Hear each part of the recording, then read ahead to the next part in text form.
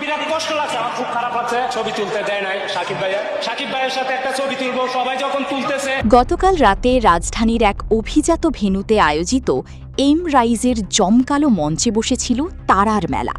সেই চাঁদের হাটে মধ্যমণি ছিলেন ঢালিউড কিং শাকিব খান। কিন্তু সেই আলোর ঝলকানির মাঝেই একরাশ অন্ধকার আর আক্ষেপ নিয়ে ফিরতে হয়েছে বর্তমান সময়ের আলোচিত ভাইরাল কন্টেন্ট ক্রিয়েটর রিপন মিয়াকে। ভিডিওতে দেখা যায় শাকিব খানের কাছাকাছি যাওয়ার চেষ্টা করেও ব্যর্থ হন রিপন মিয়া। কেন ব্যর্থ হলেন?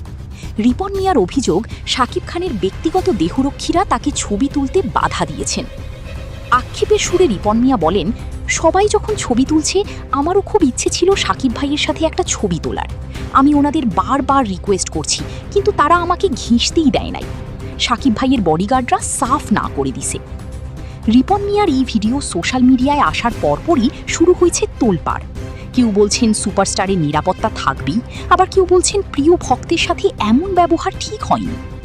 শাকিব খান কি জানতেন তার এই ভক্তের মনের কষ্টের কথা, নাকি দেহরক্ষীদের অতি তৎপরতায় আড়ালেই থেকে গেল রিপন মিয়ার স্বপ্ন? এই খবরটি নিয়ে আপনার মতামত কি? কমেন্টে আমাদের জানান।